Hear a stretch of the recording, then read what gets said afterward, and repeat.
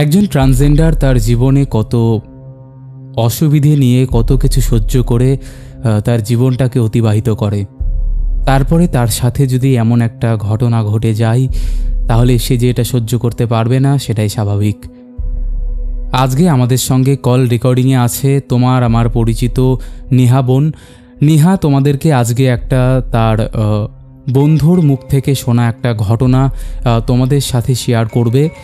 সেখানে প্রেত বা একজন ট্রান্সজেন্ডার সে রক্ত চাইতো, সেই নিয়ে আজকের এই ঘটনাটা। আশা করছি আজকের এই ঘটনাটা তোমাদের দারুণ লাগতে চলেছে, তাই জন্যই বলবো তোমরা দেরি করো না, সিট বেল্ট বেঁধে নাও, চুপটি করে বসে পড়ো। আর হ্যাঁ, আজ কিন্তু নেহার বার্থডে, তোমরা একবার ওকে প্লিজ উইশ করে দিও যাতে ওর দিনটা আজকে আরও স্পেশাল হয়ে যায়।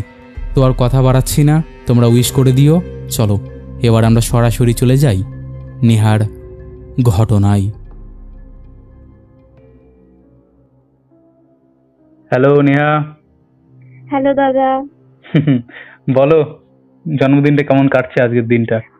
মোটামুটি ভালোই কেটেছে, এই গরমের জন্য আর কি, মানে যা বলো, গরমে মানুষ যেরকম থাকে আর কি। এই কয়েকদিন মোটামুটি ঠান্ডা ছিল এদিকটা, কিন্তু আজকে একটু অতিরিক্তই গরম পড়েছে। ভেবেছিলাম ঠান্ডা ঠান্ডায় কাটাবো, কিন্তু এই গরমের জন্য আর ভালো লাগছে না। না, আজকে আমাদের দিকেও গরম আছে, ভালোই গরম আছে। ও আচ্ছা আচ্ছা। মানে দুপুরে তো প্রচন্ড গরম ছিলই, এত রোদ। যাই হোক আজকে, হ্যাঁ বলো বলো। মানে কাল রাত্রির থেকেই এখানে প্রচন্ড গরম, আর সকালবেলা তো থাকা যাচ্ছে না। যাই হোক, আমি তো ভাবলাম যে আজকে তোমার জন্মদিন, তাহলে তোমার জন্মদিন স্পেশাল একটা এপিসোড করা যাক। তো তোমার যে ঘটনাটা তুমি আমাকে বললে তখন, সেটা ট্রান্সজেন্ডার নিয়ে একটা ঘটনা। মানে ট্রান্সজেন্ডারটা শুধুমাত্র একটা মানে উপমা দিলাম হয়তো, বাট এর মধ্যে অনেক কিছু বিষয় আছে যেগুলো আমি একদমই ডিসক্লোজ করছি না, সেগুলো পুরোটাই তোমার মুখে সবাই শুনবে। তো তুমি তোমার পরিচয়টা দিয়ে তুমি শুরু করো। আমার কিছু বন্ধু আছে যারা এলজিবিটিকিউ এখন খুব শোনা যায়, বিশেষত কলকাতার মানুষদের মুখে এলজিবিটিকিউ এর যে কমিউনিটিটা, এটার সম্পর্কে সবাই শোনা যায়। তো আমি তোমাকে যে ঘটনাটা বলবো সেই ঘটনাটা হচ্ছে আর কি, এর মধ্যে যে ট্রান্স উমেনের একটা ঘটনা আমি তোমাকে আজকে বলবো দাদা। তো ঘটনাটা আমার এক বন্ধু মিহিরের মুখে শোনা, তুমি আশা করি চেনো ওকে। আমি তোমাকে বলেছি অনেকবার ওর কথা। আরো অনেকে আছে কিন্তু সবাই তো আর নাম আর কি বলতে চায় না। তো ওকে আমি জিজ্ঞাসা করে ওর থেকে পারমিশন নিয়ে আর কি ওর পরিচয়টা দিয়েছি। She is a trans women. তো ও আমার খুবই ক্লোজ একটা ফ্রেন্ড আর কি, মানে বলতে পারো যে আমার, মানে আমরা দুই বোন এরকম একটা রিলেশন। তো একদিন কথায় কথায় ও যেহেতু জানে যে আমি তোমার সাথে কাজ করি, তো আমি একদিন ওকে অনেক জোর করাতে ও আমাকে এই ঘটনাটা বলে। তো ঘটনাটা ছিল ঠিক এরকম, ওরা তো একটা কমিউনিটি থেকে বিলং করে। তো ওদের কমিউনিটিরই একটা পার্সন, যার নামটা আমার এই মুহূর্তে মনে পড়ছে না, যার একটা আমি নাম কাল্পনিক নাম দিলাম সায়ন। ওই সায়ন বলে যে ছিল, সেও ছিল ট্রান্স উমেন, সেও ছিল একজন ট্রান্স উমেন।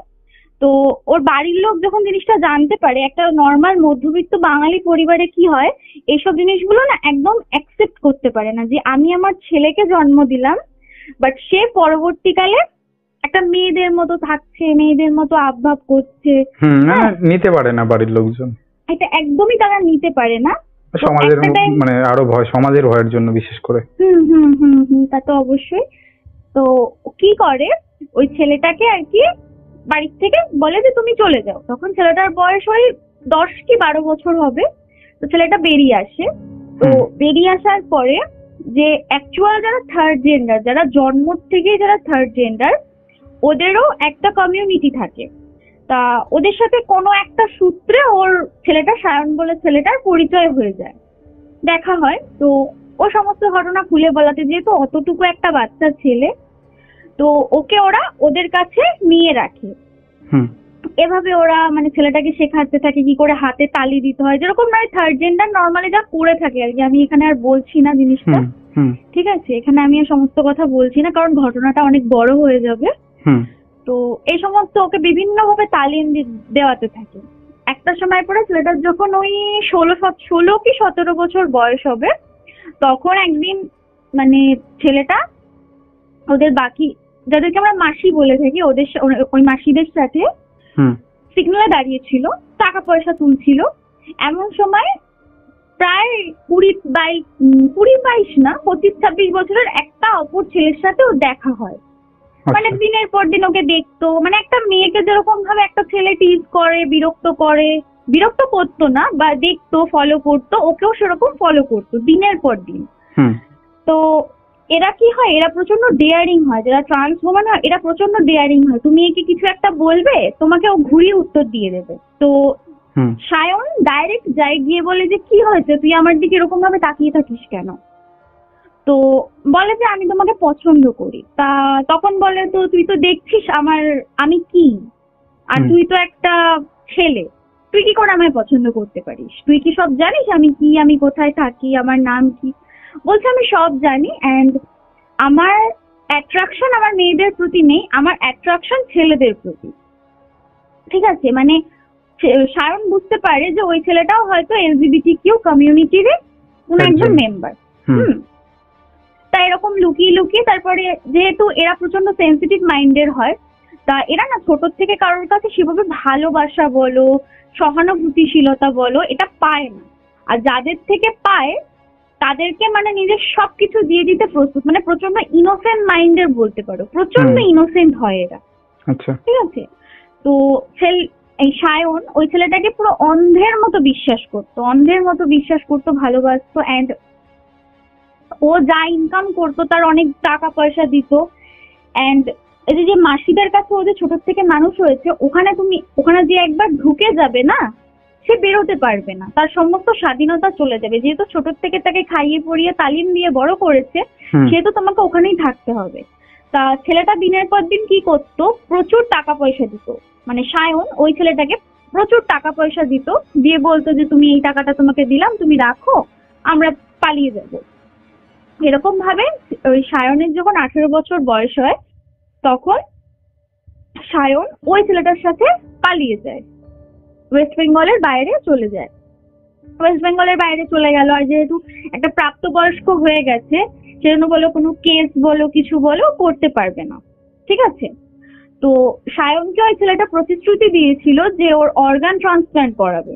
ঠিক আছে, মানে ওকে টোটালি ছেলের থেকে মেয়ে বানাবে। ঠিক আছে, এটার জন্য প্রায় 20 থেকে 25 লাখের কাছাকাছি খরচ। ঠিক আছে। তা ডাক্তারের সাথে কনসাল্টও করে যে এরকম অর্গান ট্রান্সপ্লান্ট করাবে সামথিং কিছু। ডাক্তার বলে জীবনের প্রচুর ঝুঁকি, 30 বছর মানে একটা মোটামুটি ভারী এজ না হলে সেটা করানো পসিবল নয়। তো ওরা ভাবে যে না ঠিকই আছে, অসুবিধা নেই, একটুখানি বেশি এজ হয়ে গেলেও তো সমস্যা নেই, এখন আমরা তো একসাথে থাকি। তো ওরা দুজন বিয়ে করে। অ্যান্ড সায়নকে আমাকে আমার বন্ধু মিহির যতটুকু বলেছে, সায়ন বলে ছেলেটাকে খুব সুন্দর দেখতে ছিল, মানে খুবই সুন্দর, ওকে সাজলে গুজলে পুরো মেয়েই লাগতো, কেউ বলতো না যে ও একটা ছেলে। তোমাকে আমি ছবি পাঠাবো দাদা, পার্সোনালি ছবি তোমাকে আমি পাঠাবো, তো তুমি দেখো। ও একটা শাড়ি পরা ছবি মানে আমাকে রীতিমতো দিয়েছে। আমি একটা মেয়ে হয়ে রীতিমতো, তুমি তো জানো দাদা মেয়েরা মেয়েদের রূপের উপর একটু হিংসাই করে, আমার নিজেরই হিংসা হচ্ছে, মানে ধারণা করা যাবে না যে একটা ছেলে, এটা বিশ্বাস করার যোগ্যই নয়। তো ও এরকম মেয়েদের মতো থাকতো, আর ওকে না কেউ ধরতে পারতো না যে ও অ্যাকচুয়ালি ও ট্রান্স, ও মেয়ে নয়, প্রপার একটা মেয়েও নয়, এটা ধরতে পারতো না কেউ। এরকম বেশ কয়েক বছর কেটে যায়। মানে আমি এটা লকডাউনের ঘটনা বলছি। লকডাউনে সায়নের যে হাজবেন্ড, ওর আর কি চাকরি ছিল, চাকরিটা চলে যায়। চাকরি চলে যায় না, চাকরি চলে যায় না, ওয়ার্ক ফ্রম হোম করতো। তা ওই সায়ন আবার জানতো না যে ওর হাজবেন্ডের অফিসেরই একটা মেয়ের সাথে ওর প্রেম ভালোবাসার একটা সম্পর্ক চলছে। আর যেহেতু সায়ন ট্রান্স উমেন, তাই জন্য কাউকে ওর কাছে মানে সামনাসামনি পরিচয় দেয়নি যে শি ইজ মাই ওয়াইফ, পরিচয় দেয়নি। আচ্ছা আচ্ছা, ঠিক আছে, কোন রকম পরিচয় দেয়নি। তা মেয়েটাও জানতো না যে ও বিবাহিত বা কিছু সামথিং। তা যখনই বাড়িতে থাকতো দেখতো একটা পার্টিকুলার একটা নাম্বার থেকে বিশেষ বিশেষ সময় ফোন আসতো, মেসেজেস আসতো। আর আমি তোমাকে আগেই বলেছি এরা প্রচন্ড ইনোসেন্ট হয়, এরা সবাইকে খুব সহজে বিশ্বাস করে ফেলে। সায়নও সেটাই করেছিল, যে ভেবেছিল আমার হাজবেন্ড প্রচন্ড লয়াল আমার প্রতি, তো ও প্রচন্ড বিশ্বাস করতো, তাই অতটা চিন্তা ভাবনা করেনি। বাট সাডেনলি একদিন রাত্রিবেলা ও সায়নের হাজবেন্ড বাথরুমে যায়, বাট ওর ফোনটা রেখে যায়। অ্যান্ড বলতে পারো কিউরিওসিটির বশে ও ফোনটা নিয়ে হোয়াটসঅ্যাপটা ওপেন করে যে পার্টিকুলার নাম্বার থেকে আর কি মেসেজেস আসতো, ফোন আসতো, সেই চ্যাটটায় যায়। চ্যাটটা গিয়ে দেখছে যে ওই মেয়েটার সাথে, মানে যে ওর হাজবেন্ডের যে অফিস কলিগ আছে, অফিস কলিগের সাথে ভালো মন্দ মিশ্রিত সব রকম পিকচার্স আছে। বুঝতে পারছো? আমি আর জিনিসটা ফোরকাস্ট করছি না, বলছি না, বুঝেছো? অনেক রকম ছবি টবি রয়েছে। তা সায়ন কিছু বলে না। পরের দিন সকালবেলা যখন ওই নাম্বার থেকে ফোন আসে, সায়নের হাজবেন্ড ফোনটা নিয়ে যখন বাইরে যাচ্ছিল, সেই সময় সায়ন ওর হাতটা চেপে ধরে, হাজবেন্ডের হাতটা চেপে ধরে বলে, মেয়েটাকে। তখন বলে যে আমার অফিস কলিগ, তুমি তো জানোই, এটা ওটা সেটা এগুলো বলে যে আমি তো তোমাদের সমস্ত চ্যাট পড়েছি, আমি সমস্ত পিকচার্সও দেখেছি, তো তুমি আমাকে মিথ্যে কথা বলো না, তুমি সত্যি করে বলো যে মেয়েটা কে। আমি তোমাকে কিচ্ছু বলবো না, তুমি কি আমাকে চিট করছো, তুমি কি আমার সাথে হ্যাপি নাও, এরকম বিভিন্ন ভাবে কান্না কাটি শুরু করে। ঠিক আছে, যেহেতু প্রচন্ড ট্রাস্ট করতো আর বিশ্বাস ভেঙে গিয়েছে আর কি মেয়েটার, মানে সরি সায়নের আর কি। তো তখন একটা সময় পরে হাজবেন্ড রেগে গিয়ে বলে যে হ্যাঁ অবশ্যই, তখন তুমি থেকে তুই হয়ে যায়। তখন বলে তুই তো একটা ছেলে, আমি যে তোকে এখানে রেখেছি এটা তোর ভাগ্য ভালো, এরকম বলে আর কি ছেলেটা বাড়ি ছেড়ে চলে যায়। যেহেতু লকডাউন, বেশি দূর তো যেতেও পারবে না, 15 কি 20 বা আধ ঘন্টা বাদে ও বাড়িতে এসে দেখছে সায়ন ঝুলছে, মানে ও সুইসাইড করেছে আর কি, গলায় দড়ি দিয়ে সুইসাইড করেছে। তো এরকম ঘটনা হওয়ার পর তা পুলিশ আসার পর ওকে স্বীকার করতেই হয় যে হ্যাঁ আমি একে বিয়ে করেছিলাম, কারণ নয়তো একজন কেন ওর বাড়িতেই কেন সুইসাইডটা করলো।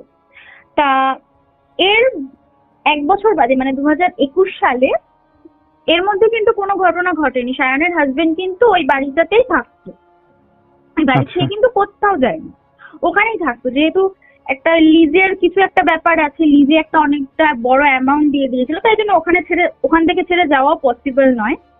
তো 1 বছর বাদে যে মেয়েটার সাথে আর কি ওর সম্পর্ক ছিল, পরকীয়ার সম্পর্ক, সেই মেয়েটাকেই সায়নের হাজবেন্ড বিয়ে করে আনে। ঠিক আছে, আমি এখানে সায়নের হাজবেন্ডের দাদা একটা নাম দিলাম রাজু, যাতে বলতে সুবিধা হয়। তাই রাজু ওই মেয়েটাকে বিয়ে করে আনে। বিয়ে করে আনার পর আর কি ভালোই চলছিল ওদের মধ্যেও সম্পর্ক, খুব একটা ভালো মানে খারাপ চলছিল এটা নয়। মেয়েটা ছিল ভেজিটেরিয়ান, রাজু যাকে বিয়ে করেছিল মেয়েটা ভেজিটেরিয়ান ছিল, আর রাজু তো বাঙালি, ও মাছে ভাতে বাঙালি। তো একদিন ওর ওয়াইফকে বলে যে তুমি তো চিকেন মাটন কিছু খাও না, মাছ টাছ তুমি তো কিছু খাও না, তো একটা কাজ করি, তোমার জন্য তুমি নিরামিষ রান্না করো, আমি আমার জন্য বাইরে হোটেল থেকে একটুখানি মাছের ঝোল টোল নিয়ে আসছি। তো যথারীতি অর্ডার দেয়, মাছের ঝোল আনে। তো ওর ওয়াইফ সেই দিনকের পর একটা প্রচন্ড উইয়ার্ড বিহেভিয়ার শুরু করে। মেয়েটা ছিল মারোয়ারি ফ্যামিলি থেকে। তো ফার্স্ট টাইম যখন মাছের ঝোলটা নিয়ে নিয়ে আসার পর বলছে যে এটা কি মাছ, হিন্দিতে বলছে ये क्या मछली है মেয়েটা।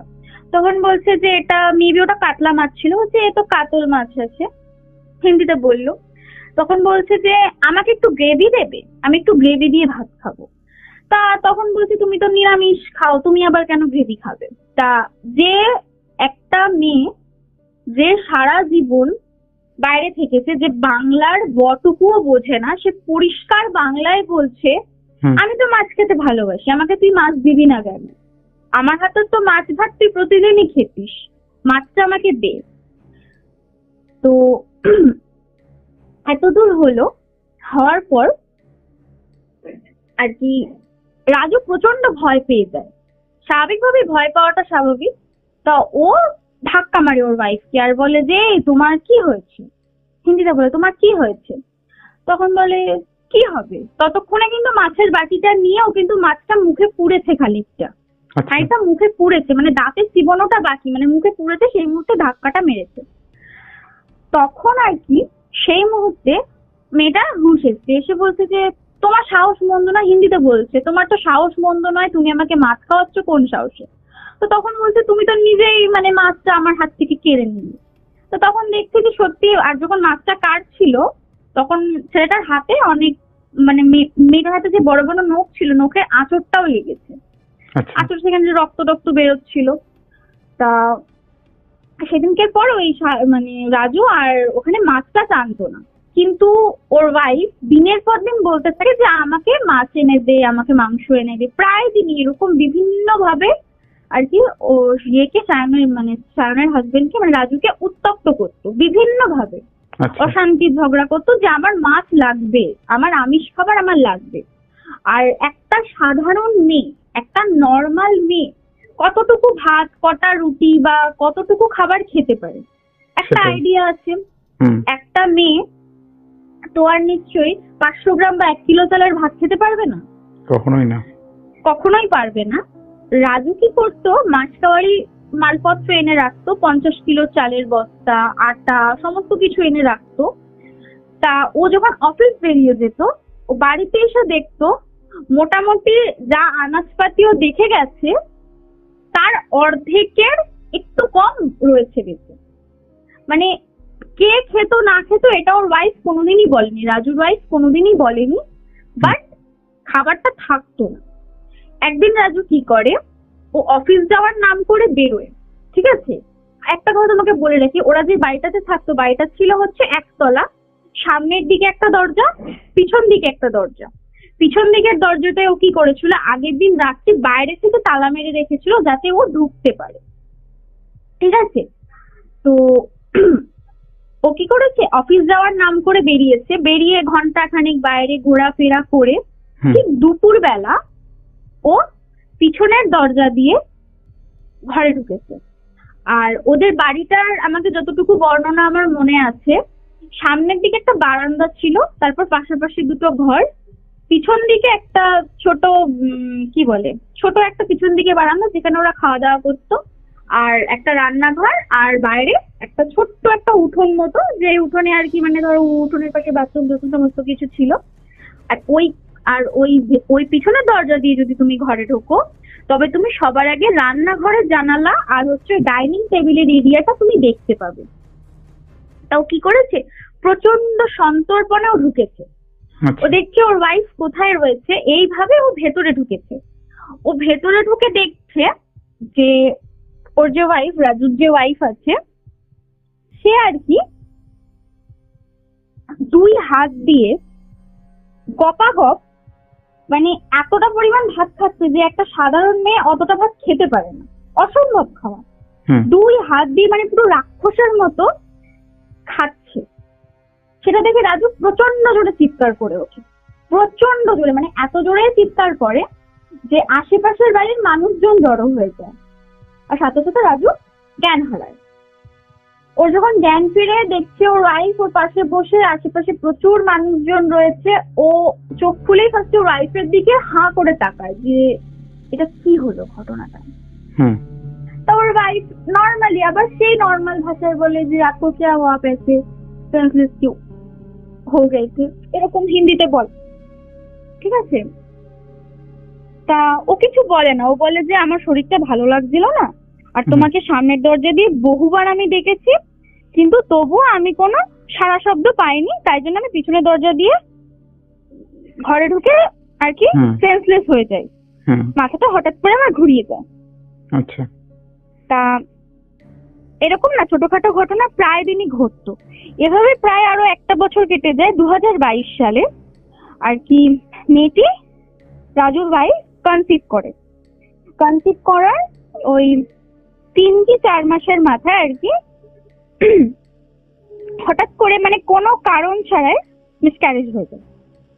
তো ডাক্তারের সাথে কনসাল্ট করে, ডাক্তারের সাথে কনসাল্ট করার পর জানতে পারে যে ওই রাজুর যে ওয়াইফ আছে এমন ভাবে ইন্টারনাল হ্যামারেজটা হয়েছে যে ও যে কি যেন বলে একটা যে ডিম্বথলি বা ডিম্বাশয় যেটা আছে ওটা প্রচন্ড ভাবে আঘাতপ্রাপ্ত হয়েছে, ও আর নেক্সট টাইম কোনোদিন না কনসিভ করতে পারবে না। তা এই কথাটা শোনার পর মেয়েটা না প্রচন্ড ডিপ্রেশনে চলে যায়, মানে এত পরিমাণ ডিপ্রেশন, আশা করি তুমি বুঝতে পারছো আমি কি মানে বোঝাতে চাইছি। প্রচন্ড ডিপ্রেশনে চলে যায়, খাওয়া দাওয়া বন্ধ তো করেই দেয়, প্লাস কারোর সাথে কথাবার্তা বলে না, বেরোয় না। আর হচ্ছে কিন্তু ও সবার সামনে খাওয়া দাওয়া বন্ধ করে দেয় ঠিকই, বাট বাড়িতে ওই আনাজপাতির অভাবটা কিন্তু লেগেই থাকে। তা রাজু কি করে, ওই মেয়েটির বাবা মায়ের সাথে একদিন বসে, মেয়েটি বাড়িতেই ছিল, রাজু অফিস যাওয়ার নাম করে মেয়েটির বাড়িতে যায়। মেয়েটির বাড়িতে যাওয়ার পর মেয়েটির বাবা মাকে সমস্ত ঘটনা খুলে বলে। এতদিন কিন্তু তারা জানতো না, যেহেতু আর কি রাজু এর আগে বিবাহিত ছিল, সেহেতু মেয়েটির ফ্যামিলি কিন্তু রাজু বা রাজুর ওয়াইফের সাথে কোনো রকম কন্ট্যাক্ট রাখেনি। আর যেহেতু তাদের জামাই একজন ছেলেকে বিয়ে করেছিল, অ্যাকচুয়ালি নর্মাল ফ্যামিলিতে কি হয়, এটা তো নাকশিট কোনো জিনিস যে একটা ছেলেকে বিয়ে করেছে, এর আবার মেন্টালিটি কিরকম হতে পারে। তো এরকম আর কি সমস্ত ঘটনা খুলে বলেছে অ্যান্ড রীতিমতো কান্নাকাটি শুরু করেছে যে এরকম এবার আমি কি করব, আমার তো মাথায় কিছু আসছে না, আমার মা বাবা কেউ এখানে থাকে না, আমি এখানে একা থাকি, আর দিনের পর দিন ওর এরকম চেঞ্জেসটা আমি সহ্য করতে পারছি না, কিছু একটা হেল্প করুন, হাজারো ও তো আপনাদেরই মেয়ে, কিছুটা একটু হেল্প করুন আমাদের, নয়তো ওকে আমি বাঁচাতে পারবো না। প্রচুরবার রিকোয়েস্ট করা, যেহেতু বাবা মা সেহেতু সেদিনই তাড়াতাড়ি করে রাজুর সাথে রাজুর ওয়াইফকে দেখতে তার ওয়াইফের বাবা মা চলে আসে। এসে দেখছে যে মেয়ে পুরো নর্মাল, পুরো সুস্থ, মানে চোখের নিচে যে ডার্ক স্পট বলো বা একটা ডিপ্রেশন বলো, মানে কোথাও মানে একদম পুরো নর্মাল, যেরকম ওকে দেখেছিল বিয়ের সময় বা বিয়ের আগে যেরকম বাবা মা দেখেছিল একদম সেম ওরকম। মানে এক বেলার মধ্যে একটা মানুষ এরকম কি করে চেঞ্জ হতে পারে, মানে এটা ধারণা করা যাচ্ছে না। মানে রাজু একদম মেলাতে পারছে না কোনো কিছু, যে কেন এরকম, এটা কি করে হলো। তো এখন ঘটনা হচ্ছে তার বাবা মা প্রথমে একটু রাগ দেখায় যে আমাকে আমার মেয়ের মিথ্যে কথা বলে আমাকে নিয়ে আসলো, বাট পরবর্তীকালে যেহেতু দেখছে মেয়ে ভালো আছে, সুখে আছে, সেজন্য আর ওরা কিছু রাগ করে না। সেখানে 3 থেকে 4 দিন ছিল, অ্যান্ড তার মধ্যে রাজুর সে ওয়াইফ বলেনি যে আমাকে মাছ এনে দে, মাংস এনে দে, আমি খাবো, নিরামিষটাই খেয়েছে। যেদিনকে রাজুর ওয়াইফের মা বাবা চলে যাবে সেদিনকে রাজুর মাথায় একটা বুদ্ধি খেলে, যে তাহলে একটা কাজ করি, আপনারা যখন চলে যাচ্ছেন, আপনারা তো কোনোদিনও চিকেন মাটন টেস্ট করেননি, তাহলে আমি আজকে তো চিকেন নিয়ে আসি। মেয়েটির বাবা মায়ের সামনে কথাটা বলে, যেহেতু একদম ভেজিটেরিয়ান ফ্যামিলি থেকে বিলং করতো, স্বাভাবিকভাবে ওনারা প্রচন্ড রাগ করে ওনাদের জামাইয়ের ওপর। তা ওনারা বলে যে কি কথাবার্তা বলছো, আমরা তো চিকেন মাটন খাই না। তখন রাজুর ওয়াইফ নিজের সমস্ত ধারণ করে যে কেন খাবে না, আমি তো খাবো, আমি তো খাই, আমার তো খেতে ভালো লাগে, মানে ঠিক সেই মানে আগের মতো রূপে চলে আসে, বলে যে আমি তো খাবো, চিকেন মাটন তো আমার ভালো লাগে। তা বাবা মা ছোট থেকে দেখেছে যে ও চিকেন মাটন ওকে খাওয়াই না, ও নাক সিট করতো, ও কেন এরকম মানে রাক্ষসের মতো খাবারের জন্য এরকম করছে, পিচাসের মতো। তো ওর বাবা মাও বুঝতে পারে নিশ্চয়ই কোনো একটা গন্ডগোল আছে। ঠিক আছে, তা মেয়েটার বাবা মা আর কিছু বলে না, বলে যে ঠিক আছে অসুবিধা নেই, তুমি খাও, আমাদের তো আজকে এরকমই ব্রত আছে, বলে এরকম করে কাটিয়ে দেয়। তা মেয়েটার জন্য মোটামুটি ধরো চিকেন এনেছিল, অনেকটা পরিমাণে চিকেন এনেছিল, প্রায় 2 কিলো 3 কিলোর কাছাকাছি চিকেন এনেছিল। চিকেনটা আর কি রান্না বান্না সমস্ত কিছু করা হয়েছে, ও একাই 2 কিলো চিকেন খেয়েছে। তো খেয়ে নেওয়ার পরে তারপরে রাত্রিবেলা ঘুমিয়েছে। ও ঘুমানোর পরে ছেলেটা মানে রাজু আর কি গেছে হচ্ছে মেয়েটার বাবা মায়ের কাছে, গিয়ে বলছে দেখছেন তো আপনাদের মেয়ে ঠিক কিরকম করছে, ও অ্যাকচুয়ালি এরকমই করে। ওর মধ্যে নিশ্চয়ই কোনো একটা গন্ডগোল আছে, okay as soon as possible আমাদের কিছু একটা করতে হবে। তা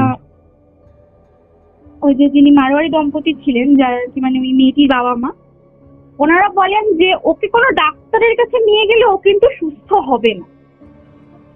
স্বাভাবিকভাবে কোনো ডাক্তারের কাছে নিয়ে গেলে ও সুস্থ হবে না, কারণ যে মেয়েটাকে আমরা চিনি, যে মেয়েটাকে আমি জন্মের থেকে দেখেছি, এটা সে নয়। এটা সে কেন নয়? কারণ ও তো কোনোদিনও এসব খায়নি, ও এসবে ঘেন্না পেত। যেটা আমরা খাই না সেটা আমরা যদি গন্ধ শুকি বা কিছু একটা করি, আমাদের তো ভমিট আসবে, অবশ্যই আসবে। তো এটাও তৃপ্তি করে যখন খেলো, তার মানে নিশ্চয়ই কোনো একটা গন্ডগোল আছে। একটা মানুষ মাত্র 1 বছরের মধ্যে এতটা পরিমাণে মানে আমিষের প্রতি এত পরিমাণে অবসেসড হয়ে যেতে পারে না যে মানে এরকম করে খাবে। একটা স্বাভাবিক একটা মেয়ে, বিশেষত ছেলেরা খেতে পারে 2 কিলো চিকেন, একটা ছেলের পক্ষে কিছু নয়। বাট একটা 2 কিলো চিকেন একটা ছেলের পক্ষে বিশাল ব্যাপার না, তাও অনেকে খেয়ে নেয়। হ্যাঁ, মানে ওটা খুব রেয়ার থাকে। হ্যাঁ, খেয়ে নেয়, তাও খেয়ে নেয় মানে, বাট একটা মেয়ের পক্ষে তো এটা অসম্ভব। বিশেষত এরকম মেয়ে যে একদম ঘরোয়া ঘরে থাকে বা একটা ছোটখাটো জব করে, রোগা পাতলা টিং একটা মেয়ের জন্য প্রচন্ড কষ্টকর 2 কিলো চিকেন খাওয়া। ঠিক আছে, তো ওরা মেয়েটা রাত্রিবেলা ঘুমোয়।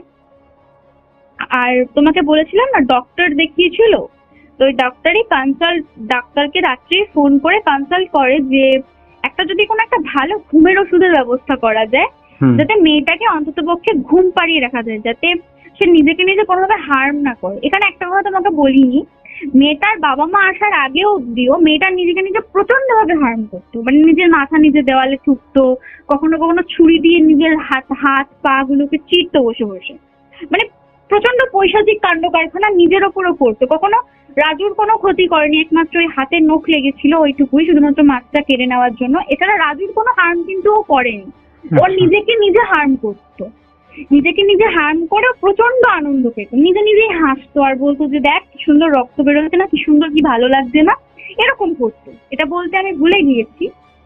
তো ওরা কি করে, ওই রাত্রে ডাক্তারের সাথে কনসাল্ট করে এবং একটা ঘুমের ওষুধের নাম বলে।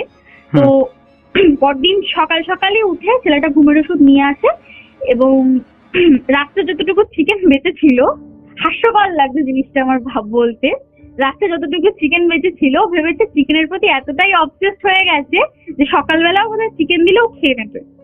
বাট ওকে সকালবেলা ব্রেকফাস্টে দিয়েছে চিকেনের সাথে রুটি।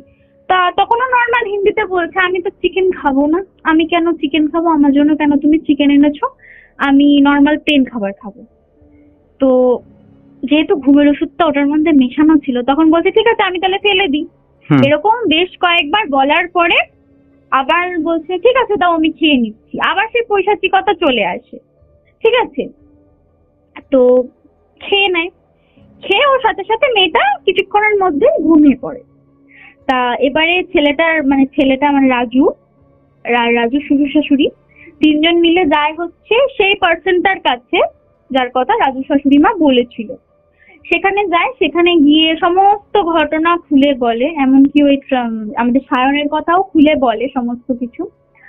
তো এই সমস্ত কথা খুলে বলার পরে আর কি ছেলেটা মানে রাজুকে বলে, উনি ওই ভদ্রলোক, ওই তান্ত্রিকই বলে উল্লেখ করছে, বাট উনি তান্ত্রিক নয়, উনি ঠিক কি আমার ঠিক মনে পড়ছে না দাদা, মানে আমি নর্মাল তান্ত্রিকই বলছি। তো উনি বলে যে ঠিক আছে আমি তোমাদের বাড়িতে যাব, গিয়ে আমি ওকে দেখে আসবো, কিন্তু আমি তো তোমার বাড়ির ভেতরে ঢুকতে পারবো না, তোমাকে কিন্তু ওকে বাইরে আনতে হবে, মানে বাড়ির সীমানার বাইরে আনতে হবে। তা বলছে ঠিক আছে অসুবিধা নেই। তো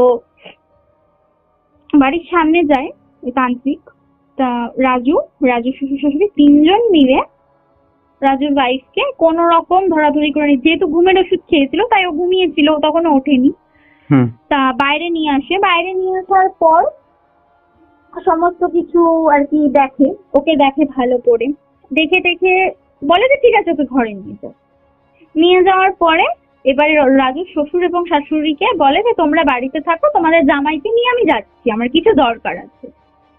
তা রাজু বুঝতে পারে যে হয়তো নিশ্চয়ই কোনো একটা ক্রিটিক্যাল কন্ডিশন হবে, সেই কারণের জন্যই আমাকে বলছে যেতে। রাজু কি করে, রাজু ঠিক আছে বললে চলে আসে সাথে গিয়ে। তো এবারে ওকে একটা ফাঁকা জায়গায় নিয়ে যায়, রাজুকে একটা ফাঁকা জায়গায় নিয়ে গিয়ে বসায়। বসিয়ে প্রথমেই একটা কথা জিজ্ঞাসা করে, যেটা শুনে রাজু হয়ে যায়। রাজুকে প্রথমে বলে যে তুমি সত্যি করে বলো তো বাছা, তুমি কি তোমার আগের ওয়াইফ মানে সায়নের কথা, তুমি কি সায়নকে নিজে মেরেছো নাকি সায়ন আত্মহত্যা করেছে? তুমি একটা কথা সত্যি করে বলো, তোমার কোনো ভয় নেই, তোমার কিচ্ছু হবে না। কিন্তু তুমি যদি মিথ্যে কথা বলো, ও কিন্তু তোমার ওয়াইফকেও ছাড়বে না, তোমাকেও ছাড়বে না। তখন ছেলেটা যে কথাটা বলে দাদা, সেটা আরো পরিমাণ মানে আরো ভয়ঙ্কর। কথাটা হচ্ছে যে সায়ন প্রচন্ড বাইরের খাবার খেতে ভালোবাসতো, প্রচন্ড চিকেন, তারপরে মাটন, মানে প্রচন্ড আমিষ খাবার খেতে ভীষণ ভালোবাসতো। প্রায় দিন মানে যখন থেকে এই মানে মারোয়ারি মেয়েটির সাথে যে বর্তমানে ওর ওয়াইফ ছিল পরিচয় হয়, তখন থেকে মানে ওর ওপর তন্ত্রক্রিয়া করে। আচ্ছা। সায়নের ওপর তন্ত্রক্রিয়া করে, এমন ভাবেই করে যাতে ওকে প্রথমত চোখ বন্ধ করে বিশ্বাস করবে, চোখ বন্ধ করে যাতে ওকে বিশ্বাস করে, যেটা এমনিই করতো, সায়ন এমনিই করতো, চোখ বন্ধ করে বিশ্বাস করে। আর দ্বিতীয়ত যেন এমন কিছু ঘটে, এমন কিছু যেন নিজের চোখেই দেখে বা ফিল করে, যেটা ও সহ্য করতে না পেরে নিজেকেই নিজে শেষ করে দেবে। ও কি করেছিল, একজন মানে নিম্নমানের সাধকের কাছ থেকে কিছু টোটকা জাতীয় কিছু একটা নিয়ে এসেছিল, নিয়ে এসে বাইরে থেকে যে খাবারগুলো সায়নের জন্য কিনে আনতো সেটার মধ্যে অল্প অল্প করে প্রতিদিন মিশিয়ে দিত, যেটার ফলে কি ওর একটু সাইকোলজিক্যাল, সায়নের একটু সাইকোলজিক্যাল একটু প্রবলেম হয়ে যায় আস্তে আস্তে। ঠিক আছে, তো একদিন যখন ও জিনিসটা জানতে পারে যে ওর হাজবেন্ডের একটা বাইরের মেয়ের সাথে পরকীয়া রয়েছে, সেটাও সহ্য করতে পারে না, যেহেতু ওর মেন্টালি একটু প্রবলেম হয়ে গিয়েছিল, ঠিক আছে, মাথায় একটু ডিফেক্ট হয়ে গেছে, সেই জন্য জিনিসটাও সহ্য করতে না পেরে সুইসাইড করে। মানে টাইপ অফ কি বলতে পারো, রাজুই ওকে মার্ডার করিয়েছে, তাই না? ও তো নিজে সুইসাইড করেনি, নিজে সুইসাইড করলে। এখন কথাটা হচ্ছে যে যেই বাড়িতে রাজু আর সায়ন থাকতো, সেই বাড়িতে মেয়েটাকে নিয়ে আসার ফলে কিন্তু এই ঘটনাটা ঘটেনি। এই ঘটনাটা ঘটার মূল কারণ হচ্ছে রাজু একটা অন্য মেয়েকে বিয়ে করেছে। এটা যদিও এই বাড়ি মানে ওই বাড়িটা যদিও ছেড়েও দিয়ে যদি 100 কিলোমিটার দূরে গিয়েও একটা জায়গায় অন্য একটা মেয়েকে বিয়ে করতো, তাও কিন্তু সায়ন ওর পিছু পিছু যেত এন্ড ওদেরকে এনি হাউ হার্ম করার চেষ্টা করতো। তো তা এখন রাজু প্রচন্ড ভাবে ভেঙে পড়ে, কান্নাকাটি করে এবং বলে যে দেখুন আমাকে একটু সাহায্য করুন, কারণ নয়তো আমি কিভাবে বাঁচবো, আমার ওয়াইফ এরকম, আমার ওয়াইফকে তো এরকম আমার থেকে কেড়ে নিতে পারে না। তা তখন আর কি ওই পীর বাবা বা ওঝা উনি বলে যে তুই তবে কেন সায়নকে বিয়ে করেছিলিস আর কেনই বা ওকে মরতে বাধ্য করেছিলিস? তখন বলছে যে ও তো প্রচুর টাকা ইনকাম করতো, আমি চেয়েছিলাম ওর টাকায় একটা ভালো জায়গায় একটা ভালো পজিশনে যেতে। তোমাকে বলেছিলাম আমার প্রচুর টাকা দিত ওকে। তা ওই ছেলে রাজু কিন্তু সব টাকা ওর জন্য জমায়নি, বেশিরভাগ টাকাটাই ও কিন্তু নিজের এডুকেশন বলো, নিজের সমস্ত কিছুর ওপরে ও কিন্তু ব্যয় করেছে। ঠিক আছে, মেবি ওকে এই কারণেই টাকা পয়সাগুলো দিয়েছিল, আর এই লোভেই ও সায়নকে আর কি প্রস্তাব দিয়েছিল বিয়ের। ঠিক আছে, তো তা এরকম ভাবে ওকে প্রেমের জালে ফাঁসিয়ে ওকে বিয়ে করে।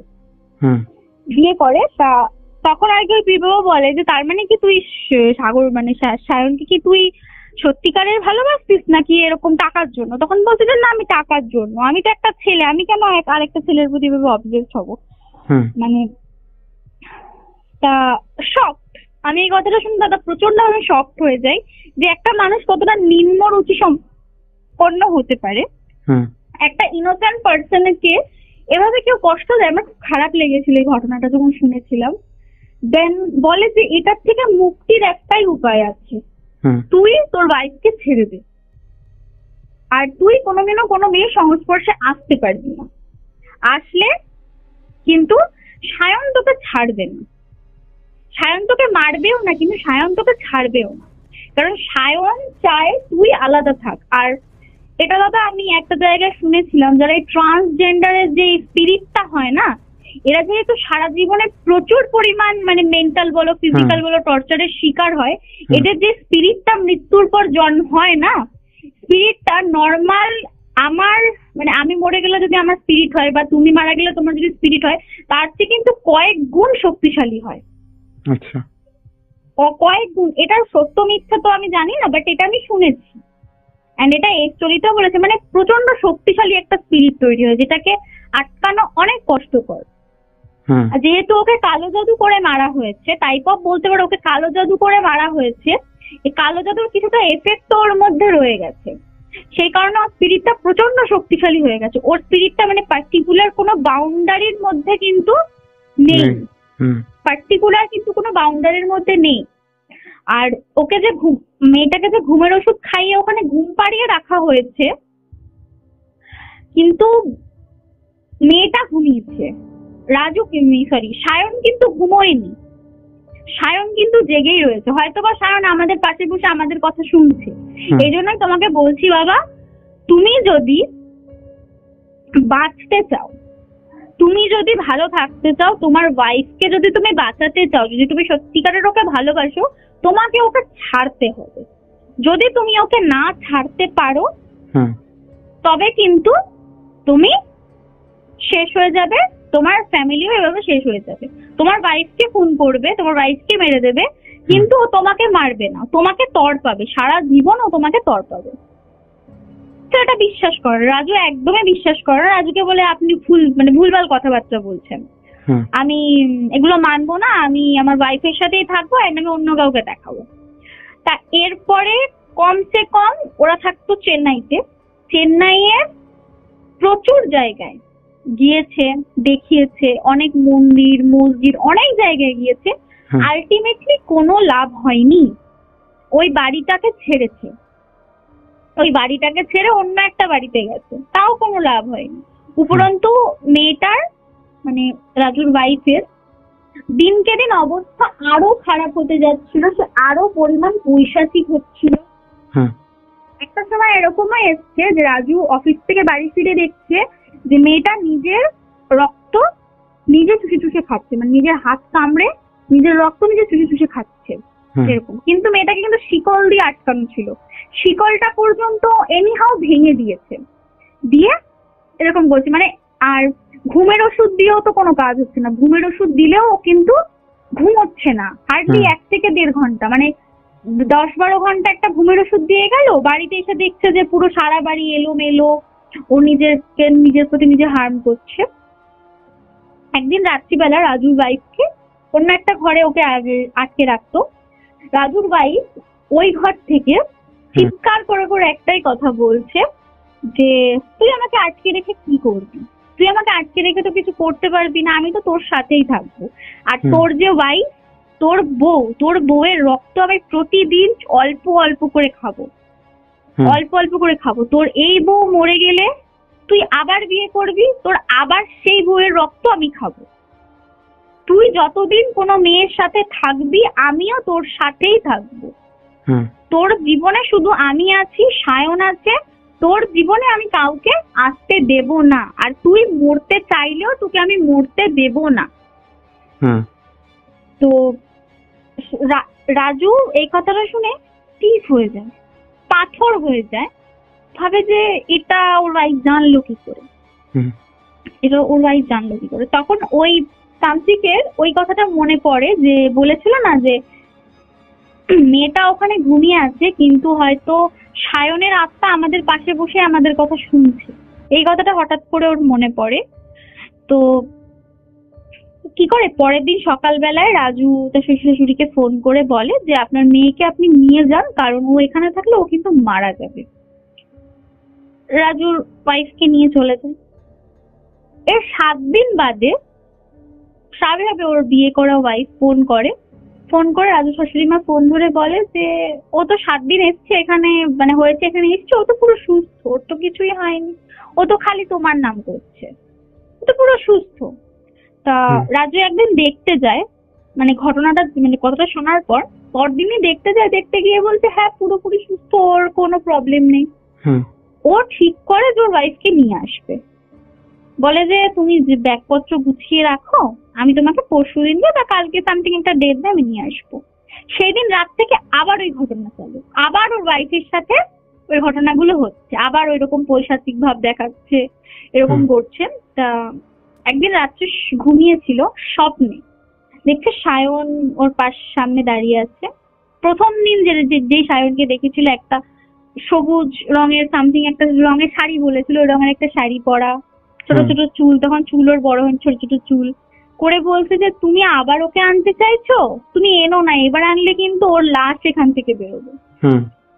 বলছে তুমি যত তাড়াতাড়ি সম্ভব ওর ডিভোর্স ফাইল করো, আমি ওর সাথে তোমায় থাকতে দেবো না, কোনো মতে তোমার সাথে আমি ওকে থাকতে দেবো না।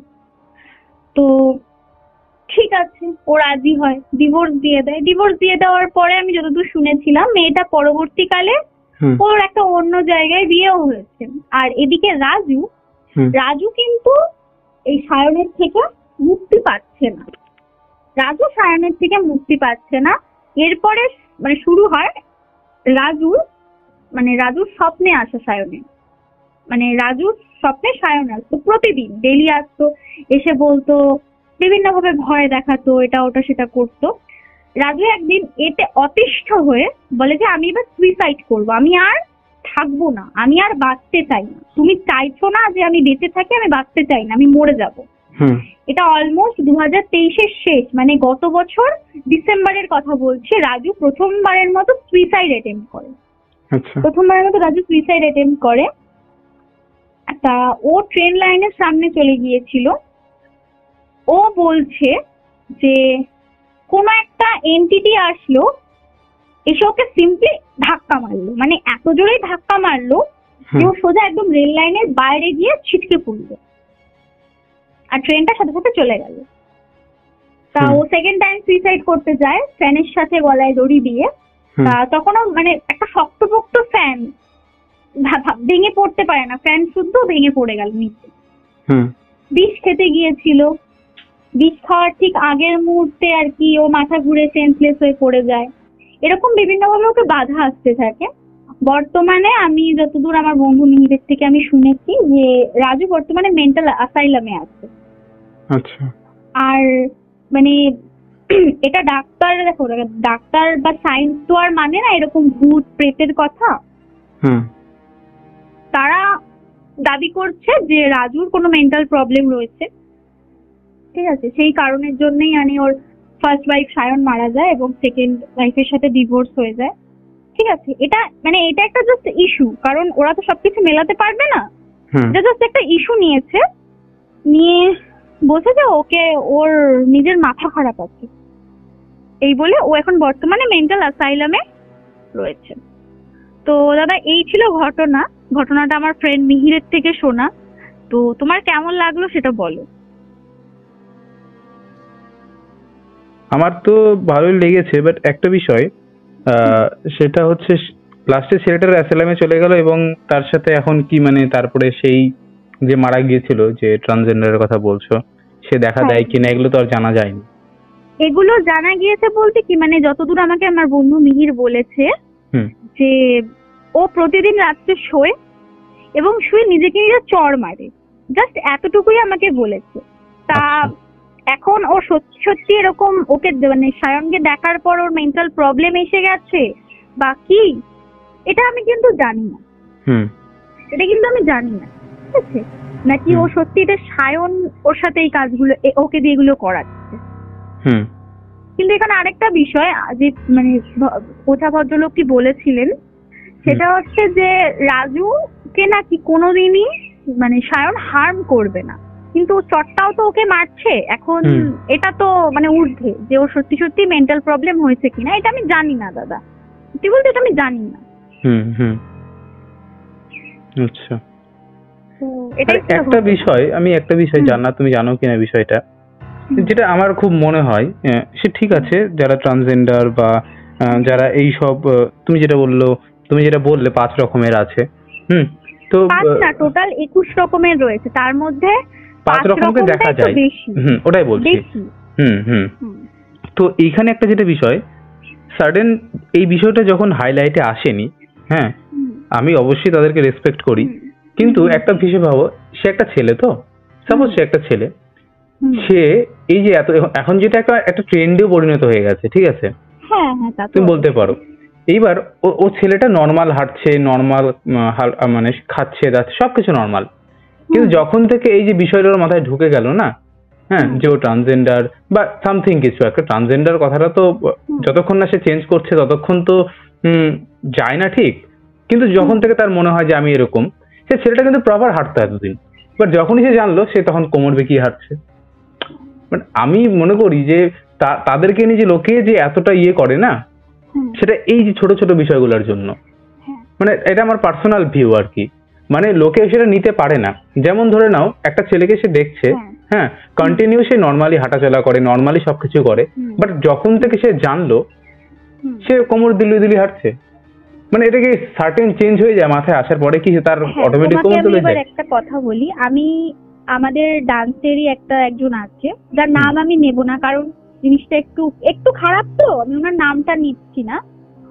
উনি যখন ক্লাস 4 বা 5 পড়তো, সে তার নিজের পিস্তত দাদার মানে খারাপ দৃষ্টির শিকার হয়। তারপর থেকে মানে সে দাদাটা বুঝতে পারে যে তার একটা মেয়ের প্রতি না, একটা ছেলের প্রতি ইন্টারেস্ট, ঠিক আছে। তো ওকে হয়তো চোখে আঙুল দিয়ে, যারা ট্রান্স উমেন হয় না দাদা, তারা কিন্তু জন্মের থেকেই এরকম হয়, তাদের চিনতে সমস্যা হয়, মানে চিনতে দেরি করে। যেরকম ধরো তুমি ছেলে আমি মেয়ে, আমরা যখন একদম ছোট, মানে যখন আমাদের 1 বছর 1.5 বছর বয়স, তখন কিন্তু ছেলে কাকে বলে মেয়ে কাকে বলে আমরা কিন্তু জানতাম না।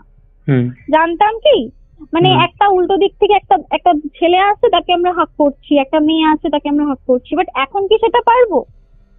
না, ঠিক আছে, সেটা তো আমি একটা জিনিস বলছি, তুমি যেটা বলছো, হয়তো তুমি যেটা বলতে চাইছো সেটা যখনও বোঝে তারপরে সেটা করতে শুরু করে, তুমি এটা বলতে চাইছো তো। এবার আমাদের এখানেই আছে, মানে আমাদের এখানে মোটামুটি বাইক নিয়ে যদি যাই তাহলে 5 মিনিট দূরত্ব হবে।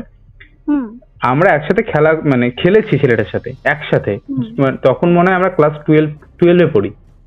নর্মাল একটা ছেলে, হঠাৎ করে মোটামুটি বছর খানেক আগে আমি দেখলাম সে পুরো চেঞ্জ, মানে সে কি করে এখন এটা করতে পারে। মানে আমি বলছি না যে যারা অরিজিনালি, ঠিক আছে ফাইন, কিন্তু এরকমও আছে লোকে না ট্রেন্ডে ঢুকে যায়, মানে বলে না ওই ট্রেন্ডে গা ভাসিয়ে দেওয়ার মতন বিষয় কিন্তু এর মধ্যে চলে এসছে।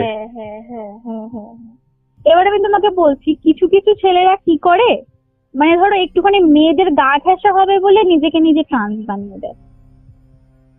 আমি ছেলেটাকে দেখলাম, নর্মাল ছেলে, মানে কোনো কিছু না, মানে তুমি ধরো তাদের মধ্যে একটা বিহেভিয়ার দেখা যায়, তো তার মধ্যে একটু ওই রকম ভাব থাকবে, লেডিস একটু ভাব থাকবে, বা যেটা লোকে বলে আর কি, হালকা হলেও থাকবে, হ্যাঁ, বা সে ওই রকম টাইপের খেলাধুলো করতে ভালোবাসবে, মেয়েরা যেটা খেলাধুলো করে সেগুলো করতে ভালো, মেয়েদের সাথে ইয়ে করতে ভালোবাসবে, কিন্তু সে ছেলেটা রীতিমতো আমাদের সাথে ক্রিকেট খেলতো। তাহলে তো আমি বলবো যে সে মানে একটুখানি মেয়ে ঘাসা হবে বলেই এটা করেছে। ওটাই বলছি, মানে আলটিমেটলি এই জন্য এরা আরো বেশি লোকের কাছে এখন শিকার হচ্ছে। এই হচ্ছে ব্যাপার। ঠিকই, মানে এখন 10 জনের মধ্যে 8 জন খারাপ, 2 জন ভালো। হ্যাঁ, এটাই বলতে চাইছি। 8 জনের জন্য বাকি 2 জনের কিন্তু নাম খারাপ হচ্ছে। মানে ওদের জন্য এরা আরো বেশি শিকার হচ্ছে আর কি। যাই হোক, এটাই আমার বক্তব্য ছিল, ভালো লাগলো স্টোরিটা। আর এটাও আমি দাদা শুনেছি যে বেশিরভাগ মেয়েরা, এখনকার সময়ের বেশিরভাগ 90% মেয়েরা মানে এদেরই শিকার হচ্ছে। আমি তোমাকে আমার এই বন্ধু মিহিরের কথা বললাম, এ কিন্তু ছোট থেকেই ও শাড়ি পরা বলো, লিপস্টিক পরা বলো, বা পুতুল নিয়ে খেলা বলো, ওর একটা ছোট বোন আছে, ওকে মানে ওর বোনটাকে মেয়েদের জামা কাপড় পরাতো, ওকে ছেলেদের জামা কাপড় পরাতো বলে ওর রাগ হতো।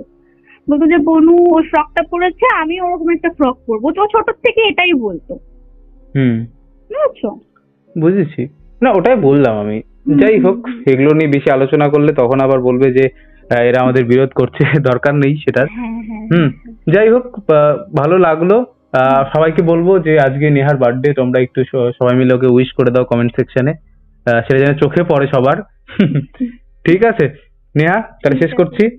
হ্যাঁ, থ্যাংক ইউ দাদা, অনেকদিন বাদে ঘটনা বললাম। হ্যাঁ, আমি প্রচন্ড নার্ভাস ছিলাম বলার জন্য। পডকাস্ট যবে শুরু হয়েছিল তখন বলেছিল একবার, প্রথম একটাই ঘটনা বলেছিলাম, আর এটা বোধহয় সেকেন্ড। 1.5 বছর পর। ঠিক আছে দাদা, শেষ করছি। হ্যাঁ। তো এই ছিল আজকের পডকাস্ট। আশা করছি তোমাদের ভালো লেগেছে, আর তোমরা নেহাকে অবশ্যই উইশ করে দিয়েছো। চলো আর কথা বাড়াচ্ছি না, আজকের মতন এখানেই শেষ করব। তবে শেষ করার আগে তোমাদেরকে বলে দিই, তোমরাও যদি এরকম ঘটনা শেয়ার করতে চাও তাহলে অবশ্যই আমাদের সাথে কন্ট্যাক্ট করতে পারো। আমাদের সাথে কন্ট্যাক্ট করা একদম ইজি। আমাদের হোয়াটসঅ্যাপ নাম্বার থেকে শুরু করে সমস্ত সোশ্যাল মিডিয়ার লিঙ্ক তোমরা ডেসক্রিপশান সেকশানে পেয়ে যাবে। তো আর দেরি কিসের, তাড়াতাড়ি কন্ট্যাক্ট করে নাও। চলো আজকের মতন এখানেই শেষ করছি, আবার দেখা হবে নতুন কোনো ঘটনা নিয়ে।